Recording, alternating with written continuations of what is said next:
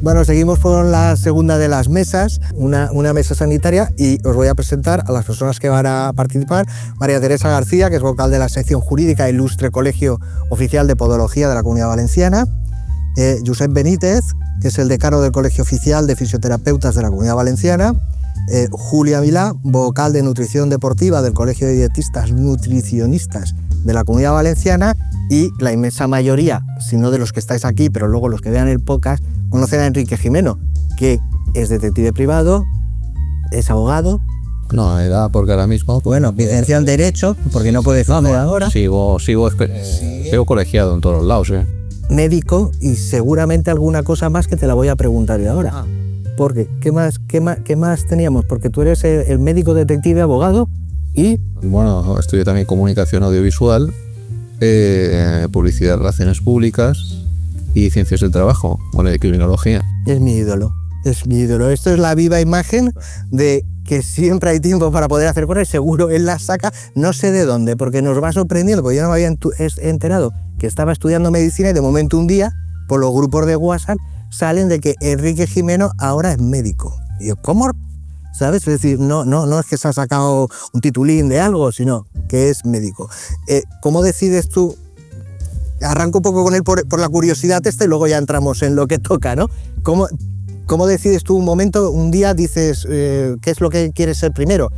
Me hago detective, estudio Derecho, me he cansado de esto y estudio el otro, no sé, ¿cómo arrancas tu vida? Pues que mi vida es muy complicada, realmente. Es que hay que partir un poco del inicio. El tema es que mi padre no quería que estudiara.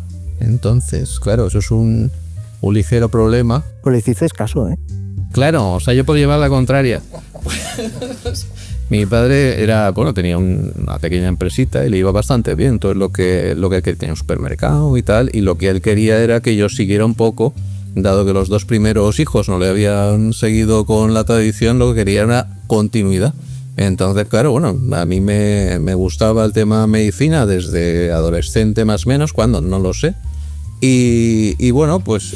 Claro. Pero primero te haces detective. No, primero yo, a ver, es que ya digo que es un poco complicado. O sea, mi padre me decía, si quieres estudiar alguna cosa, que sea aquí en la Universidad de Castellón, que yo no te pago nada. Entonces, que al final sí, porque yo, claro, pues buscaba la cartilla y se lo domiciliaba y ya está, quiero decir. O sea, yo me lo guisaba y yo me lo comía. Entonces solo podía escoger una carrera en Castellón. Claro, bueno, el tema del hándicap familiar, ¿no? Un poco de no querer estudiar, mi nota, yo recuerdo, de la selectividad es un 5,08 y bueno, pues además en septiembre, entonces solamente quedaban 3 titulaciones y cogí por orden, creo que la primera empresariales, la segunda creo que la trabajo... Sí, ciencia del trabajo, pero la del primer ciclo. Y después Derecho. Entonces la cogí por ese orden y entré en Derecho por casualidad. O sea, por casualidad, porque yo no tenía ningún tipo de... Y estudiando Derecho, ¿te entra el también de estudiar detective privado? Claro, también fue un poco complicado. Quiero decir, yo empiezo a estudiar, me atraía, ¿no?, el tema de la pericia caligráfica. Yo recuerdo que en el supermercado, yo, no sé, pues me daba por leerme las páginas amarillas, como una cosa así, o sea, de una cosa bastante, yo lo pienso, yo no sé, y me atraía un anuncio que había una señora en Moncofa que era perito calígrafo grafólogo, y yo pensaba, ¿y eso qué es? Entonces, bueno, después de estar ya colegiado y haciendo además el curso de práctica jurídica, pues, bueno, y que quería estudiar alguna otra cosita más, y me puse a estudiar en la Universidad de Valencia pericia caligráfica, y es ahí donde conocí al profesor Paco Álvarez, ya fallecido hace un mes más o menos, y fue el que me animó a estudiar detective en la Universidad de Alicante, que además coincidí con el hijo de Luis, que no lo conocía absolutamente de nada, porque tampoco conocían absolutamente nada de detective, igual que tampoco de abogado, ni tenía ningún conocido, y bueno, pues me puse a estudiar detective. Vale. Y bueno, ¿pasan los años? Pasan los años, bueno, tampoco es que pasen tantos. Luego, como con un año más me daban criminología, pues me puse a estudiar también criminología. No, pero ya a mí lo que me sorprende es, y de momento me he cansado de todo. No me he cansado de todo, porque aquello seguía, el run seguía. el run run seguía y yo intenté... A ti tu padre te dijo, bueno, si quieres estudiar algo, alguna de las que hay aquí en la Universidad de Castellón. Y según fueron ampliando las carreras, tú dijiste, pues mira, una más me la saco también. Algo así, algo así. Claro, después vi el hándicap que tenía el hecho de ser... o de conseguir entrar en medicina, incluso intenté en la Católica, en el año, creo recordar, 2006 más o menos, cuando implementaron el grado, que tenías además que firmar un escrito de renuncia de responsabilidades porque todavía no estaba ni siquiera homologado el título. Entonces tenías que firmar como que en caso de que no se homologara el título, renunciabas a demandarles. Entonces, eso fue, ya digo, hace muchos años, pero al final lo consiguieron homologar. Yo os quiero contar la verdad. Es un buen compañero y entonces él lo que creo que ha pensado es, a ver, como se dan tantas bajas y tal, y yo quiero darle faena a mis compañeros, me hago médico y me voy a hinchar a dar bajas para que todos se hinchen a trabajar, a hacer seguimientos. Es la cara vez. Bueno, era para que conocierais un poco la figura de Enrique Gimeno, que aparte poligrafista, también has hecho poligrafía. Sé, porque una vez te pedí el currículum, que no me acuerdo bien de qué era, eres piloto también de drones, entras en competiciones internacionales y todo. Sí, hemos llegado a ser campeones del mundo. Pues alucinar. Yo cuando me dio el currículum para un curso que hicimos en el colegio de pericia caligráfica y él participaba también como ponente, pues claro, me dio el currículum y yo me miraba así y decía, no me lo puedo creer, qué vergüenza me da a mí que es lo mío. Sí, pues es lo que hizo a lo que comentabas, ¿de dónde le quitas el tiempo al gimnasio?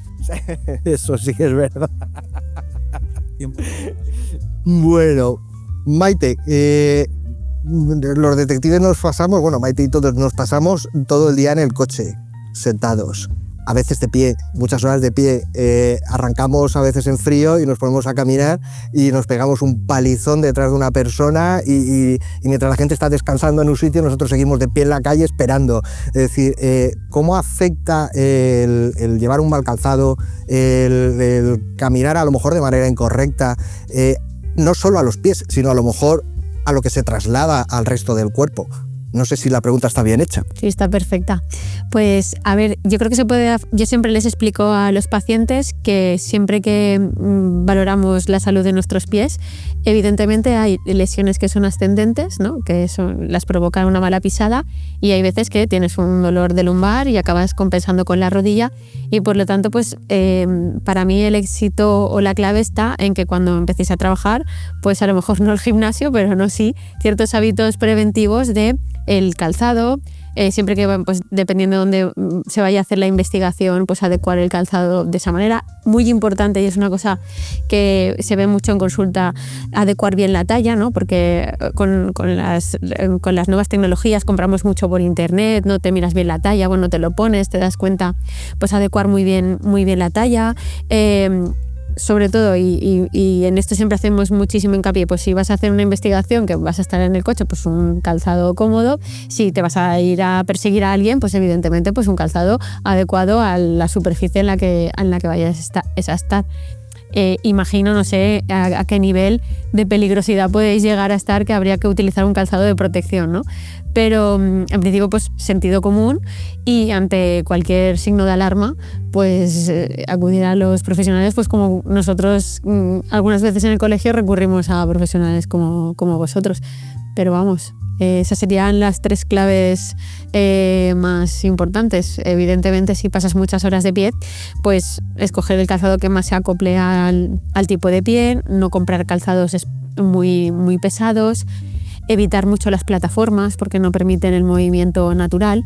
Y ahora pues tenemos la suerte que en los últimos años, y más en esta comunidad en la que tenemos una provincia fabricante de calzado, pues siempre elegir calzado de materiales nobles que se adapten, y siempre que puedan respetar la forma. ¿Cuándo te refieres a material noble? Pues la piel, evitar que sean muy sintéticos, ¿no? A ver, todo lo sintético no tiene por qué ser malo, ¿no? Pero que siempre que sea lo más natural posible, que se adapte, que no sean un material que sea muy rígido, que se adapte a la forma de nuestro pie. Evidentemente ahora, aunque existe una tendencia al minimalismo y a ir descalzos, yo siempre digo que vivimos una escala de grises y que cada paciente pues tiene una circunstancia, una fisionomía, pues estás más fuerte o menos fuerte, o tienes eres más hiperlaxo o menos, vas a hacer una actividad que te va a permitir estar pues más relajado, pues lo que respete tu pie, evidentemente no descalzo, porque no hemos nacido en una comunidad o en un país que estés acostumbrado a andar descalzo por la calle. Entonces siempre pues materiales en la suela que sean antideslizantes, pero que nos permitan que los dedos se puedan mover, nos va a evitar muchísimos problemas. Y que vaya sujetos al tobillo, me da igual si es pues una bailarina pues más de primavera, que vaya sujeta, porque nos va a poder evitar que salgas disparado porque te han pillado y que no tropieces y no te hagas un esguince y no te pillen, ¿no? Que te digamos, ¿tú quién eres? Pero al final es un poquito el sentido común y buscar el cuidado. Que te pones un zapato que no vas cómodo, pues evidentemente vale la pena. La comodidad puede estar reñida con lo que deberías de llevar. Por ejemplo, te pongo un ejemplo. Yo una vez descubrí unas zapatillas que se llaman Jux, no sé si las conocéis. Son de una empresa española y las vi porque el rey se ve que como le regalan muchas cosas, se las pone, entonces salieron en todos los sitios. Y yo me las compré y son súper cómodas. Pero también tengo mi duda de decir, bueno, parece que te pongas unas zapatillas de ir por casa. Y yo cuando me las cambio de unas a otras, joder, cómo se notan tal. Pero a lo mejor ese tipo es como una tela transpirable o tal, pero que a lo mejor no te está agarrando mucho y tiene un juego y un baile, a lo mejor puede estar la comodidad reñida con la seguridad, o que pueden llegar a provocar algún tipo de dolencia, sobre todo en las articulaciones de aquí abajo. O a mí me pasa en ocasiones que dices, oye, la rodilla, ¿no? Pues a lo mejor la rodilla viene provocado por algún tipo de mal gesto, de pisada o de algo, ¿no? Puede ser que vaya por ahí. Sí, totalmente, y te explicas perfectamente. Yo siempre intento, es muy complicado dar un consejo general cuando el público puede ser tan disperso, ¿no? En edad, en estado físico, y de forma así más resumida. Y más viniendo muchos años, yo me considero joven, pero aún así, cuando empecé a estudiar podología y daba charlas o incluso daba consejos a mis propios pacientes, no teníamos una gran variedad de calzado, y recomendábamos, además, siempre recomendábamos calzado semirrígido con un poco de tacón. Con el tiempo se ha visto que es más recomendable el que pueda llevar goma, no me importa. Lo que recomiendo es que tú puedas regular esa sujeción al tobillo. De hecho, es lo que más se suele aconsejar en niños para que se acostumbren y que en el futuro no tengan problemas, es un zapato muy flexible pero que vaya sujeto al tobillo. ¿Para qué? ¿Por qué? Porque los niños son muy laxos, son muy elásticos y pues pueden caer. Evidentemente, pues sus huesos están hechos de manera que si se caen pues no se rompen, a no ser que sea un golpe muy fuerte. Y si el zapato simula lo más natural del pie, va a hacer que se acostumbre, a que sus articulaciones se acostumbren a que con poco sufran menos. En nuestro caso, yo me incluyo porque he sido de llevar todo tipo de calzado, tacón, bailarinas y sujeción, lo he sufrido, y intentas paliarlo de la manera que existe una amplia gama de materiales y de formas, pero si tenemos que hablar de algo que nos dé seguridad, siempre que vaya sujeto al tobillo. Luego lo ideal siempre sería que tuviese forma anatómica. El material luego siempre va a hacer que sea de esa rejilla, va a poder hacer que te dure más, o que prefieras transpirabilidad. No podemos escogerlo todo. A lo mejor buscas una piel y la piel no te permite esa transpirabilidad que te da un sintético porque tiene rejillas. Entonces, tenemos la suerte de poder elegir muchas cosas en función del tiempo, en función de pues, más que el tiempo, más de la estación, de la actividad. Pero me iría más por enfocar el material que quieras, evitando los tacones, evitando las cuñas y las plataformas, porque eliminan la estabilidad. Nuestro cuerpo es muy inteligente y intenta adaptarse a nuestro ambiente. Cuanto más capas pongas entre el suelo y tu extremidad inferior, más inestabilidad vas a tener y más riesgos de tener otras lesiones, ya no en el tobillo, es decir, en la rodilla, cadera, que te caigas. Muchas veces nosotros en consulta cambiamos el calzado y el paciente no necesita otro tratamiento, simplemente necesitaba ver que pues, necesitaba fortalecer cierta musculatura y hacer un cambio de calzado. Y yo lo digo, vale más la pena muchas veces, que esto va en contra de mi bolsillo, ¿no? Pero vale más la pena a veces invertir en 2 calzados adecuados que ponerle una plantilla a un calzado que no es adecuado, porque el tratamiento no me va a servir de nada. Y hablando de plantillas, hay plantillas que te venden en muchos sitios para adaptártelo, pues si tienes la cuenca del pie más no sé qué o tal, y para ajustártelo, si ahora nos vamos corriendo con las recomendaciones que nos has dicho al Corte Inglés a comprarnos una zapatilla adecuada, entre comillas, que creemos que es adecuada y nos quieren vender allí, pues oye, te voy a hacer un estudio de la pisada para ver, o te voy a hacer una plantilla que nos recomiendas también con eso. Bueno, si os pasa eso, yo huiría, porque principalmente el diagnóstico de una alteración es una competencia única y exclusivamente del profesional sanitario. En el caso de que es cierto que existe muchísimo marketing y yo intento no alarmar al paciente, pero es sentido común. No creo en una plantilla al final una plantilla es un tratamiento y tiene que estar hecho a medida, porque igual que nosotros no somos simétricos al 100%, nuestros pies no son simétricos, y cuando te venden 2 plantillas que no están hechas a medida, te están dando algo que yo a veces le explico al paciente, ¿te puede ir bien? Pues como la medicina de la vecina, ¿no? Que te han hecho una recomendación y te puede ir bien, pero no es algo que a lo mejor es 100% bueno para ti. ¿Cómo es una plantilla de este tipo? Pues puede ser un símil a las lupas de la farmacia. Tú no empiezas a ver bien, te compras unas lupitas. ¿Pero es lo ideal para nuestros ojos? Pues probablemente no. Pues en este caso lo mismo.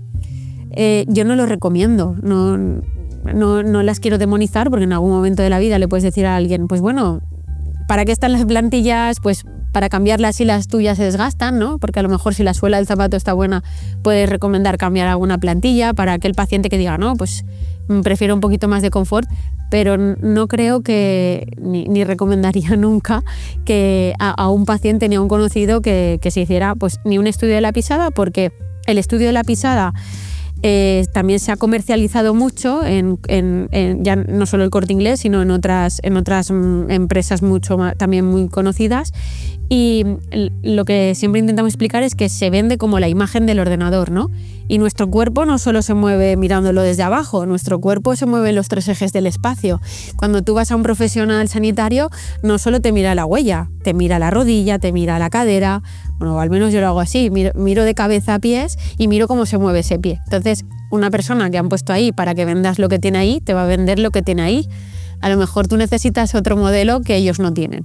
Entonces, en ese aspecto, pues es una pena cuando no han acudido previamente a un profesional que le pueda orientar.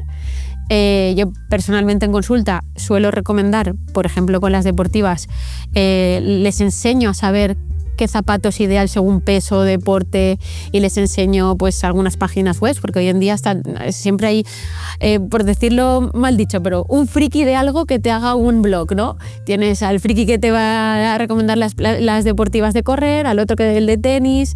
Siempre cada vez hay más especialidad, como había dicho el compañero, y dotando al paciente o al amigo al que le quieres dar el consejo de pequeños tips, pues una cosa es el confort y la otra cosa el sentido común, y acoplar a las necesidades lo que te sea a ti más. Vamos a pasar con Josep ahora.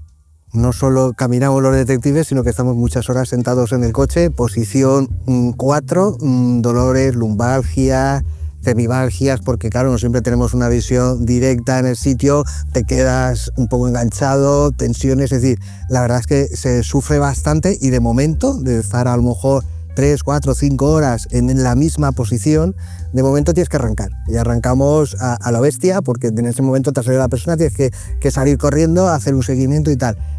¿Tenemos alguna forma de qué podemos hacer aunque estemos en el coche? Sé que fuera ya podemos hacer muchas cosas, pero podemos hacer algún tipo de ejercicios, algún tipo de estiramientos, algo que podamos hacer para que no nos peguen esos sablazos que nos pegan, que a veces, yo ahora hace tiempo que no me pasa, pero yo me ha pasado que yendo hacia el coche, saliendo de casa yendo hacia el coche, parecía andando en las muñecas de Famosa, por ay, que me han pegado un tirón y tal. Es decir, que eso nos pasa habitualmente, pues dolores musculares. ¿Qué podemos hacer? ¿Qué nos recomendarías tú para intentar paliar un poco eso? Lo primero, bueno, una de las cosas que determinan, yo creo que hay dos aspectos que deberíais considerar. El primero, un poquito tomando el hilo que ha empezado Maite, la heterogeneidad. Primero de las personas y luego del caso que tengas que investigar. Entonces, esa es la primera premisa. Dentro de esa primera premisa de heterogeneidad, que claro, aquí podemos dar ahora dos recomendaciones que pueden, a lo mejor a la mitad de los asistentes y los que nos están viendo, pues les pueden ir muy bien y a la otra mitad ir muy mal, ¿no? Entonces, por eso es importante individualizar al máximo. De entrada, como mantra, como máxima, el problema no es la postura, el problema es la inmovilidad. Claro, vosotros, por lo que has comentado, muchas veces no tenéis más remedio que estar quietecitos. Antes comentaba Alonso, ¿no? En una cama de estas plegables que hace 8 horas. 8 horas allí. Si eso es inmovilidad, ¿no? Si eso es inmovilidad, entonces uno tiene que adaptarse. Pero hay que intentar, pues, ese tips. El tip que es intentar estar el menor tiempo posible inmóvil. ¿Cómo lo puedo hacer? Pues dependiendo del habitáculo donde me encuentre, pues voy a empezar a mover.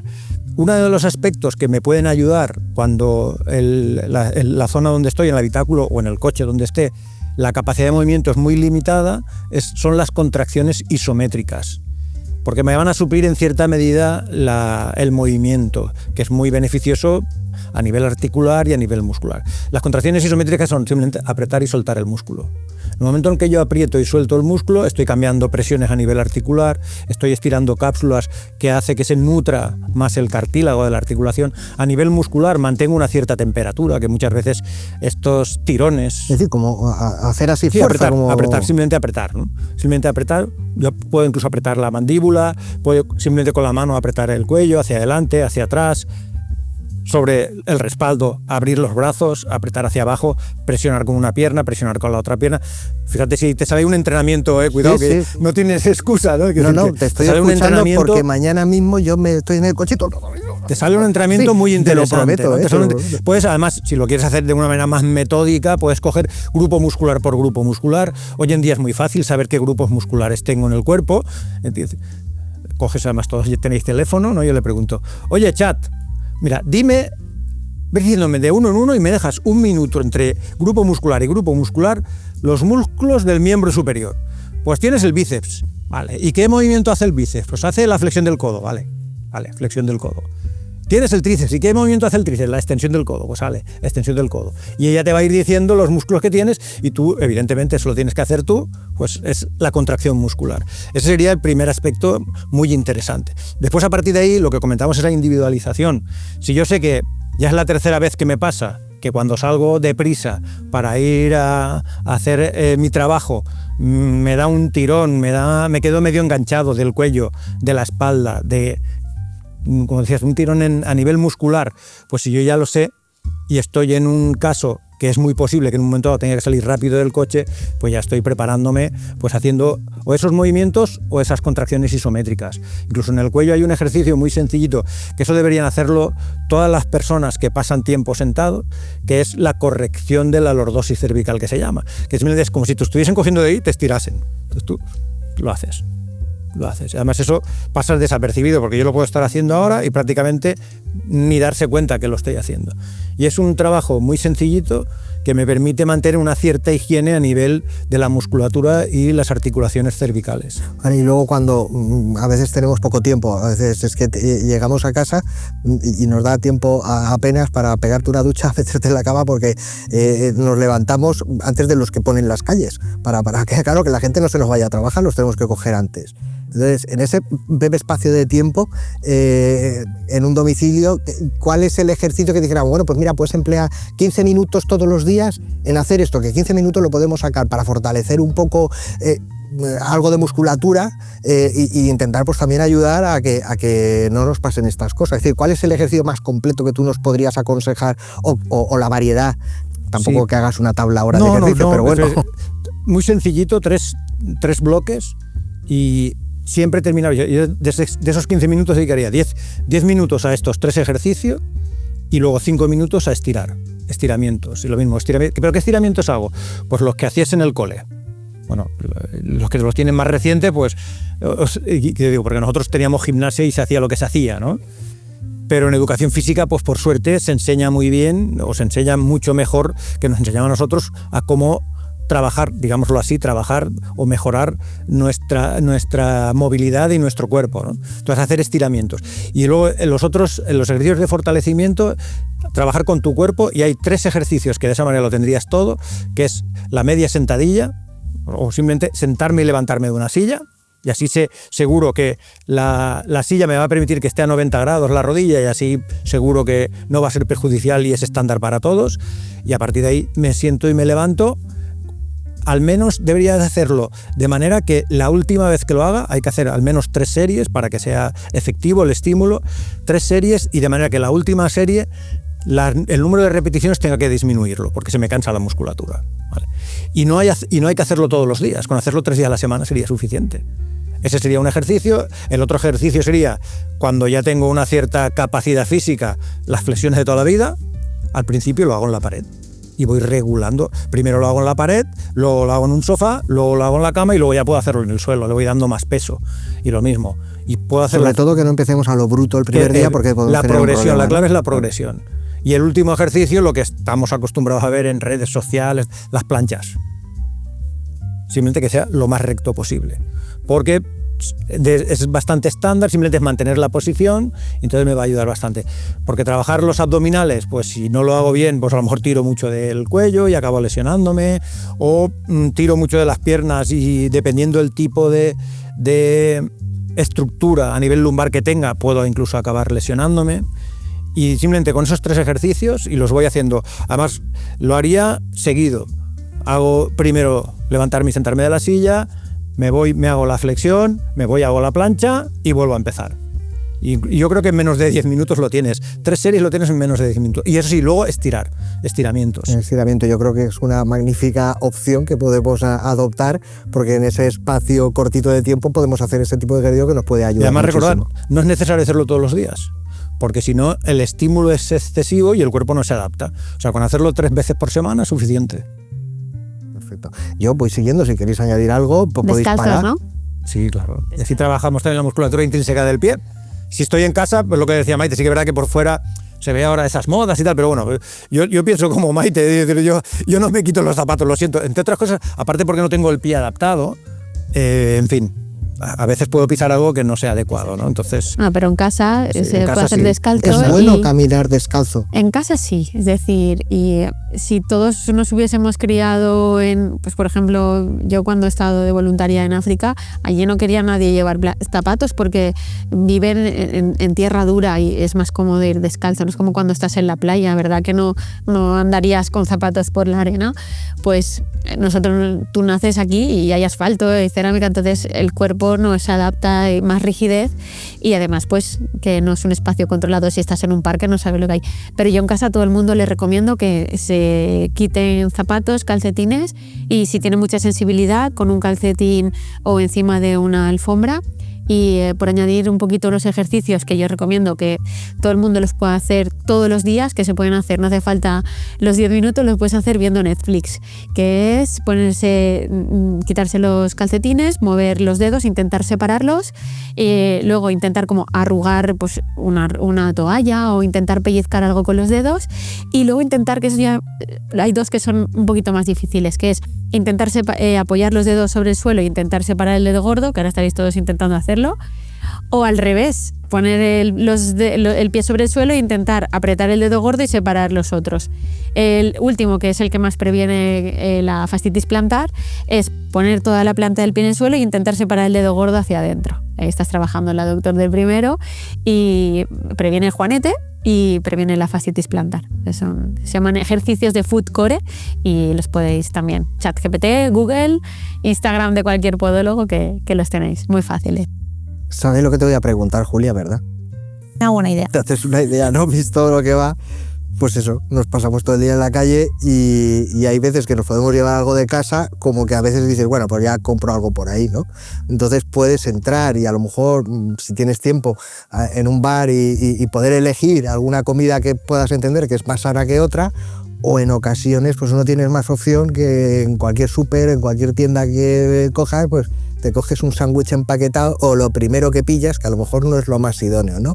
Entonces, cuando nos pasan esas cosas que no tenemos un sitio donde podemos tener una carta de opciones y podemos elegir, entre comillas, lo que más creemos que puede ser sano, si entramos en un súper, en una tienda así de barrio tal, ¿qué nos aconsejarías comprar? Algo que se te ocurra así para saciarnos un poquito. Vale.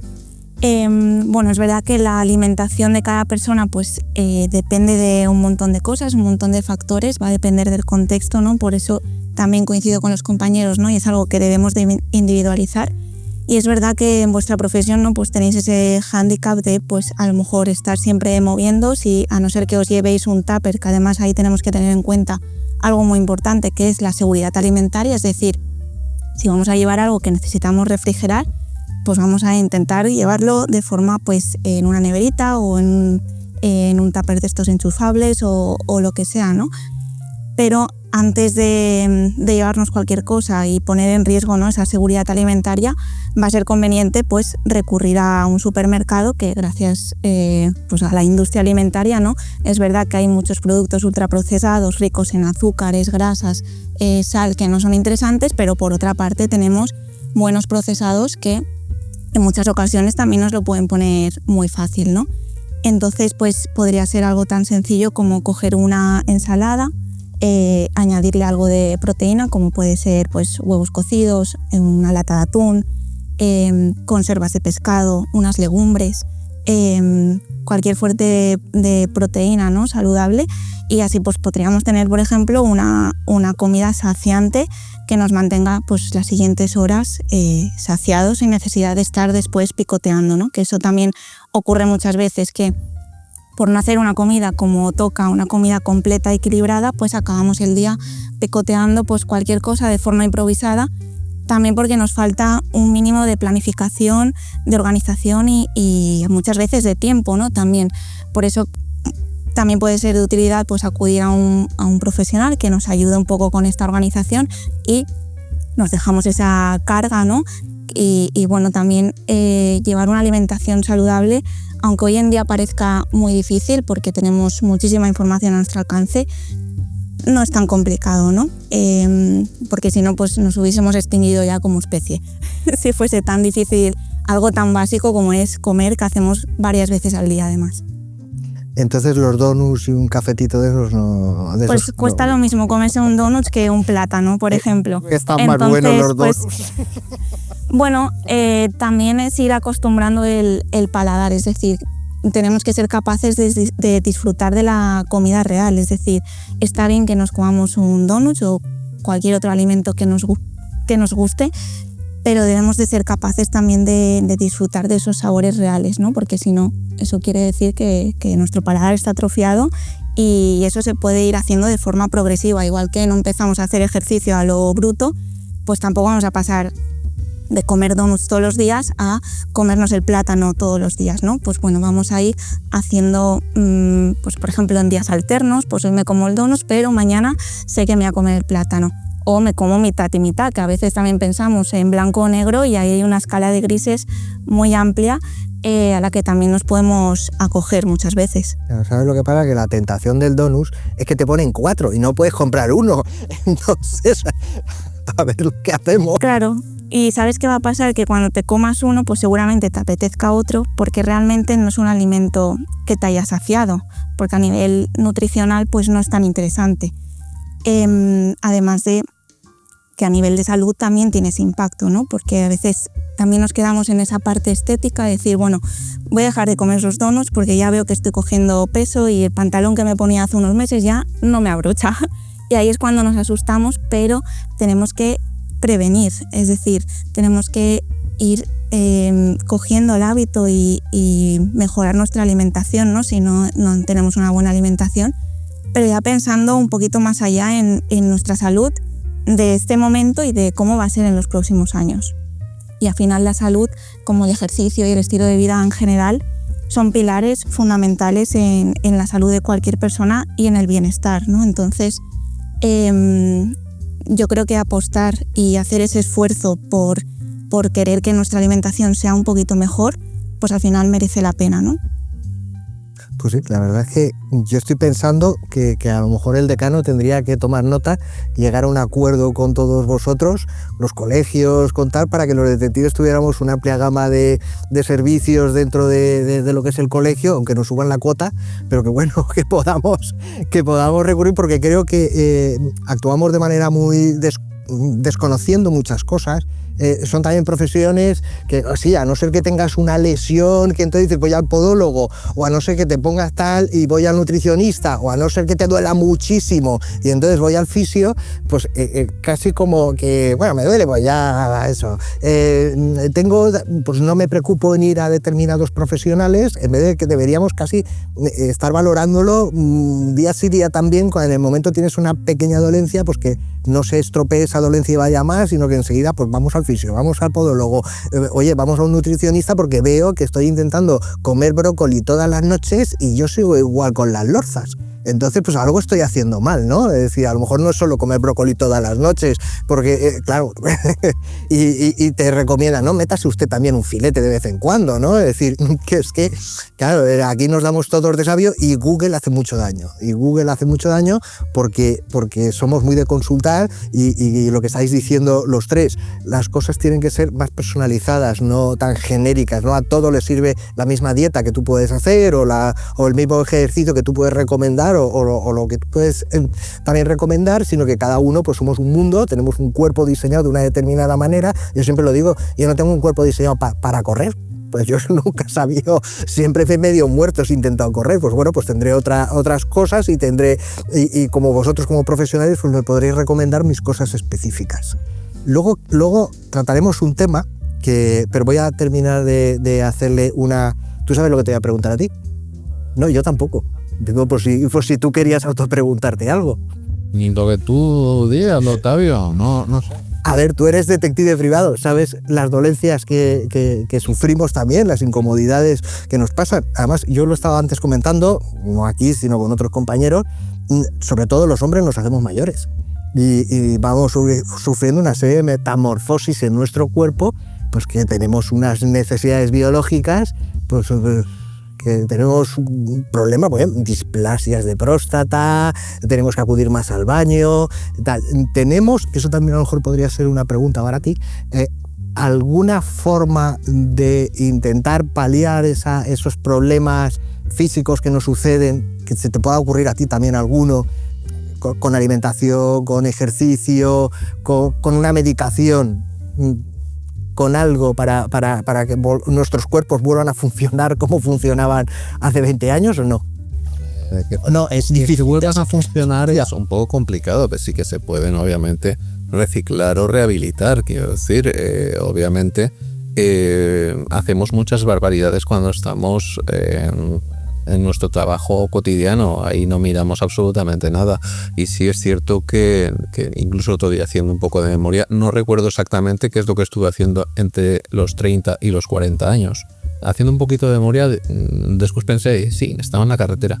Y muchas veces hacemos barbaridades como no dormir, como, digamos, abusar de bebidas carbonatadas, cafeínas, también abusar muchas veces, bueno, pues de esa constitución física que tenemos en esos momentos, sin pensar en que después todo eso nos va a pasar factura. ¿vale? Y a veces, bueno, pues cosas que podríamos haber solucionado en un momento, o coger incluso insolaciones. Yo recuerdo, pues bueno, pues ir a hacer servicios, no sabes exactamente dónde vas a terminar y terminas con una insolación. Y no llevas crema solar porque piensas que no te va a hacer falta, pues algo que podría, dentro del kit de detective, algo que no, en lo que no se piensa, pues es en una crema solar. Lo he comentado también respecto del tema de la ensaladita. Claro, es complicado comprarse una ensaladita cuando no sabes cuándo te la vas a comer. Pero últimamente yo sí que, sobre todo en verano, tenía me acostumbré a llevar una nevera isotérmica y a comprarme una bolsa de hielo en un supermercado, o si no, la compraba en la primera gasolinera donde pasaba. Conforme salía, me gastaba €1 y tenía una bolsa de hielo para meter cualquier cosa, agua fresquita, ¿vale? Porque claro, el tema está en que una Coca-Cola te puede apetecer en un momento, pero el agua, si no está fresca, no te apetece. Entonces, una manera, digamos, de tú, digamos, mantener tu cuerpo hidratado es que sea apetecible, no tener el agua calentorra dentro del coche durante 10 horas y acordarte a las 5 de la tarde, o sea, ¿quién se bebe eso ahora? Y yo me lo he bebido y sabe horriblemente mal. O sea, eso creo que lo hemos hecho todos, de bebernos el agua calentorra de dentro del coche, y sabe terriblemente mal. Entonces, bueno, pues hay ciertas cosas o ciertas, bueno, igual que comenzábamos comentando, el tema de las posturas, el tema del calzado, el tema de la ropa, pues bueno, un poquito pensar en lo que nos vamos a encontrar, y eso muchas veces es con el paso del tiempo, ¿no? El tema de pues alternar, pues no solamente bebidas de estas isotónicas o tal, sino más bien agua fresquita. Pues si tú te la llevas, ¿vale?, en una neverita, pues va a ser más sencillo. Y sí que es cierto que algo que yo, digamos, tenía algo así pensado para aquí comentar y que no se suele, digamos, pensar en ello, es el tema de algo muy importante, que es la orina y la caca, ¿no? Quiero decir, es un tema del que se habla poco, pero... A mí me encanta hablar de eso, lo que pasa es que sé que impacta mucho a la gente. Claro, impacta mucho, pero es un problema. Yo, de hecho, al final ya tenía una técnica súper... Vamos, mi mujer en alguna ocasión se ha quedado estupefacta de mi facilidad para defecar en la calle. O sea... Eso es algo que yo de pequeño era una técnica que me era totalmente imposible, pero que con el tiempo se adquiere, y la verdad es que resulta, bueno, pues una habilidad, una técnica muy habilidosa, que es sorprendente. Y no quería, sobre todo, pues comentar el tema de un problema que hay cuando, bueno, pues vamos muchas horas en carretera haciendo rally, ¿no? Y hay normalmente pues estás dentro del vehículo, no puedes salir a orinar porque es complicado, porque te pueden ver, porque al final también aprendes, ¿no?, a hacerlo dentro del coche. Pero sí que hay una complicación bastante importante, que es que cuando tú conduces y tienes un accidente de tráfico y vas con cinturón, que es lo normal, hay que llevar cinturón, pues hay una complicación bastante fastidiosa, que es que del golpe del impacto te puede reventar la vejiga y salir toda la orina. En el hospital, en urgencia, hemos tenido varios casos de este tipo, o incluso, bueno, pues el tema del cinturón pues puede dañar también lo que es la musculatura, los rectos abdominales. Entonces, importante, os un consejo que sí que me gustaría que por lo menos se quedara, ¿no? O sea, antes de coger el coche, tratar de que la vejiga vaya vacía. O sea, solamente con eso yo creo que es algo que cuando yo, bueno, pues la primera vez que te lo dicen, que te lo cuentan, luego cuando lo ves, oye, esto es importante, ¿no? El tema de ir con la vejiga bien reflexionadita, ¿vale?, en vacía, ¿vale?, porque después es un jaleo aquello volverlo a hacer, y parece que no sea algo importante. También el tema de pues hacerse chequeos médicos. Parece que cuando digo chequeos médicos no digo yo hacerse un completo, simplemente pues bueno, pues cada año, cada 2 años, tenemos 30, 40 años, parece que somos invencibles, que no nos pasa nada, salvo que nos quedamos un poquito enganchados, pues bueno, un voltareña a correr. Pero sí que hacerse, bueno, pues algún tipo de control, ¿vale? La hipertensión también la tienen las personas jóvenes, el colesterol también lo tienen personas jóvenes, y bueno, todo eso, si no se controla de alguna manera, pues bueno, resulta que un día pues te da cualquier cosa, ¿no? Mi especialidad, o la especialidad que estoy haciendo, es atención primaria, y parece que no, eso es medicina general. No, es atención primaria. De lo que se trata es de prevenir de forma primaria los problemas de salud antes de que aparezcan. La atención primaria es prevenir problemas de salud que después te van a venir, pues lo que tú comentas, cuando tienes 40, 50, 60 años, pues ya te viene que es la hiperplasia, que si esto y que si lo otro. Hay medicamentos, quiero decir, para tratar de paliar todo este tipo de dolencias, y obviamente cuando antes lo sepamos, pues antes podemos también actuar. Entonces, podríamos hablar acerca de la técnica para lo de la hiperplasia, pero es demasiado escatológico, creo yo. No sé si tienes COVID-FIDA, pues te lo cuento. No, entramos, no, si no en privado, y luego si no nos juntamos con los detectives que llevan más de 30 años, que casi todos sufren de eso, y nos lo cuentas y nos haces un mitin ahí.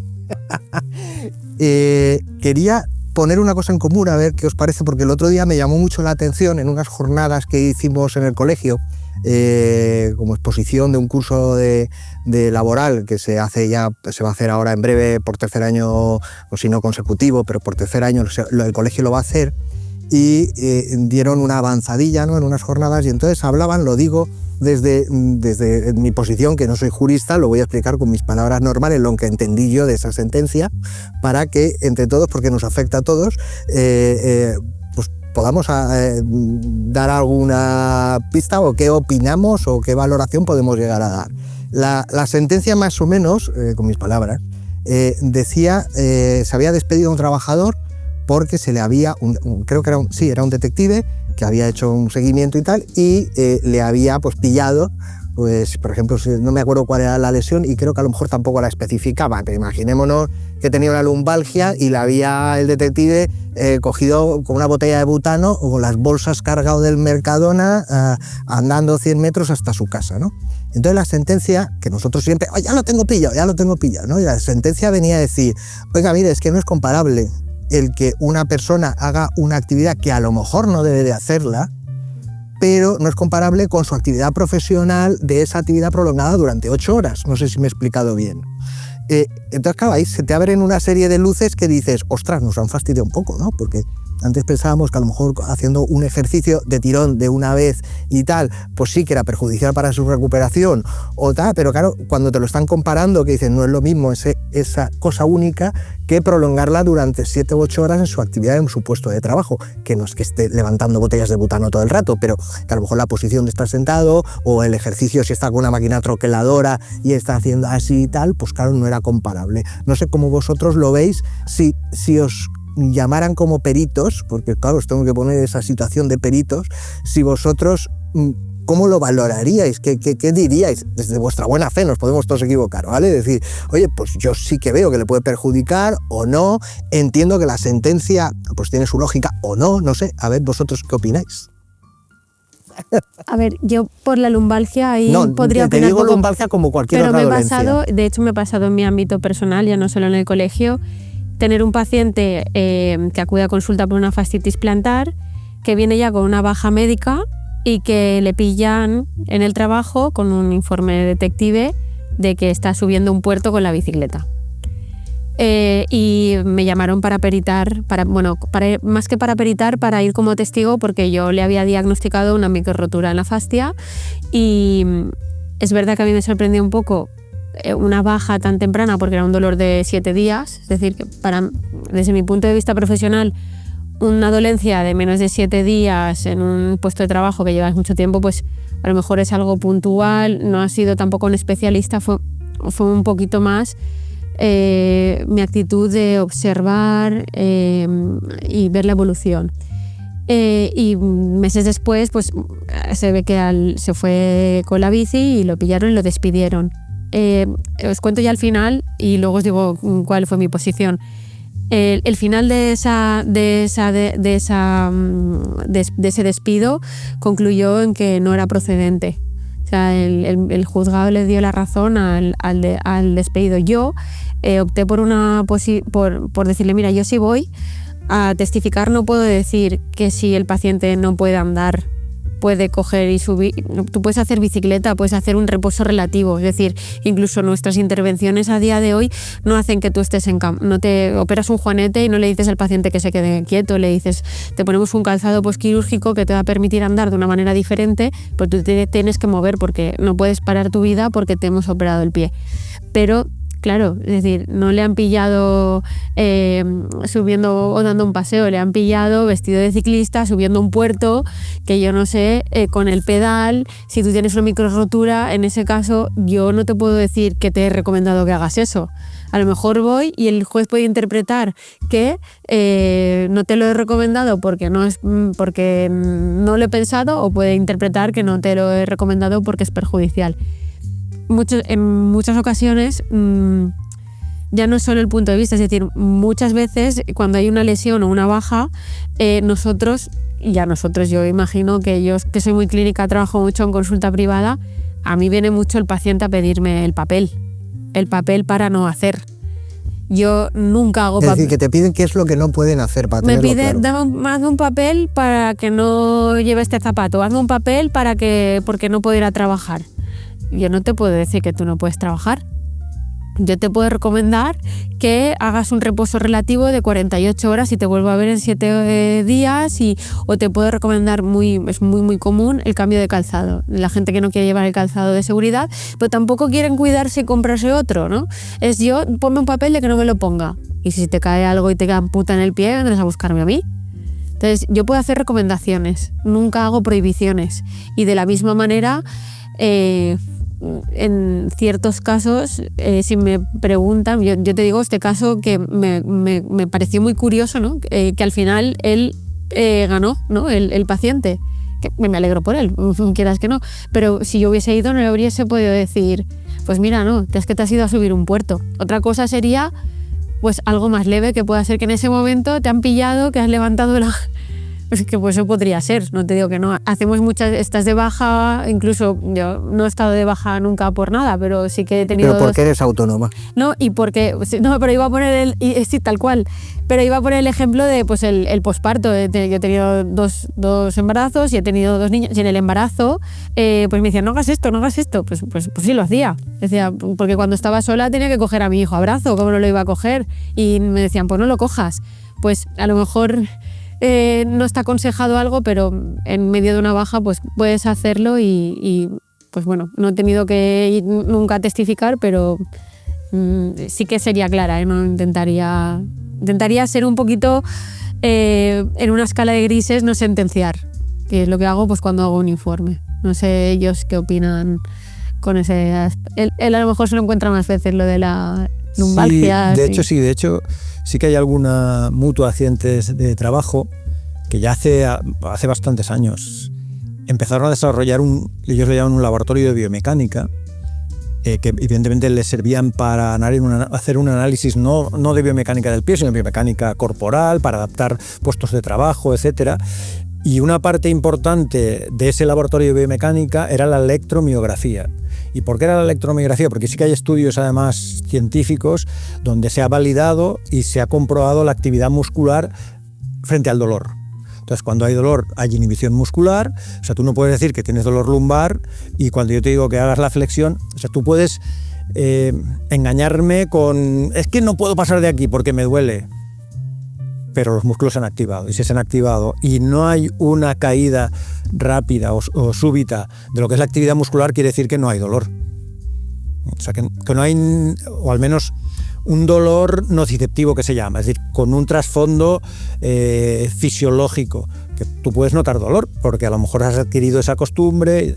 Entonces, esa sería una parte. La otra parte es que también, igual vosotros ahí sí que os encontráis con esa dificultad, es que vosotros, en este caso, por el trabajo que os mandan, porque hoy en día el trabajador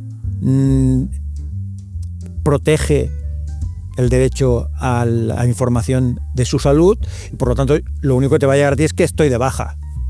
Entonces realmente si yo estoy de baja y yo no sé por qué, es que yo puedo tener una baja por X y eso no me impide coger una bombona de butano, ¿no? O no me impide subir escaleras.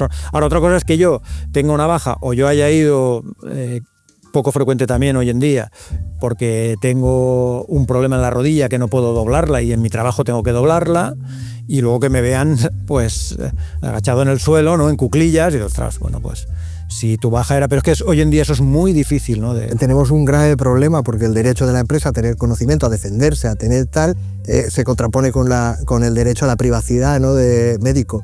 Entonces, claro, muchas veces te quieren contratar para hacer un seguimiento, pero ¿qué es lo que le pasa al trabajador? En ocasiones lo saben, en ocasiones lo deducen, lo sospechan y en otras ocasiones que no saben nada, ¿no? Entonces vas allí y dices que coja peso, que beba alcohol, que haga deporte, no lo sabes, ¿no? Entonces, bueno, pues cuando van cosas de estas, pues bueno, echas ahí las horas que la empresa, el cliente te dice, les acreditas todo lo que tú ves y ya se apañará, ¿no? Y luego otras cosas que nos pasan, que a nosotros nos utilizan, Enrique ya con todas las profesiones que tiene, puede hacer todas las valoraciones que le den la gana. Sabe ya más, sabe. Pero claro, habitualmente, pues claro, a ti te vienen y te dicen, tú con esto ya lo ves, termina el tema. Esto es para hablar con un profesional que viendo las fotos, viendo el vídeo de lo que te hemos aportado, pues hagan la valoración ellos. Yo no me atrevo a decirte si con lo que está... A ver, si un tío que tiene una tendinitis en el codo está jugando al frontón, pues hombre, vale. Podemos decir que está perjudicando su recuperación. ¿No? Lo raro es que el empleador sepa que realmente la baja es por eso. Claro, pero imagínate que lo saben, porque habitualmente es la excusa que se coge el trabajador para cogerse la baja, ¿no? Que es que hay algunos que tal, o saben, por ejemplo, pues que han tenido una discusión con el encargado y entonces pues que a raíz de la discusión tal, o que se quería pedir el viernes libre porque son las fiestas del pueblo y entonces pues como no se lo han dado, se ha puesto malo de momento. Entonces, ahí sí que tenemos algo de información, pero sí que es cierto eso. Y luego otra de las cosas, que a lo mejor eso te compete más a ti, es el consumo de alcohol, ¿no? Claro, cuando hablamos de bajas por depresión, pues las formas que tenemos para coger es o el consumo de alcohol, que sería lo que nos acredita que no está tomándose, si no me equivoco, los antidepresivos que se le tienen que recetar, o que esté realizando una actividad laboral. Claro, a veces te dice el cliente, ¿se ha tomado una cereza? Es que a lo mejor le afecta o no le afecta. A lo mejor es excesiva una cerveza para una persona y para otros su metabolismo se está metiendo 3 o 4 y está... claro, ahí tenemos metabolismos distintos y procesamos las cosas de manera distinta, ¿no? Claro, bueno, a ver, al final el impacto del alcohol no es nulo, o sea, no hay una cantidad segura, más que 0, ¿no? Realmente es verdad que cada persona pues tiene una tolerancia diferente al alcohol, pues también depende del sexo. Por ejemplo, las mujeres metabolizan más lento el alcohol, entonces también pueden tolerar menor cantidad, ¿no? Pero en este sentido, en cualquier ámbito profesional de trabajo, pues la cantidad de alcohol debería ser 0, ¿no?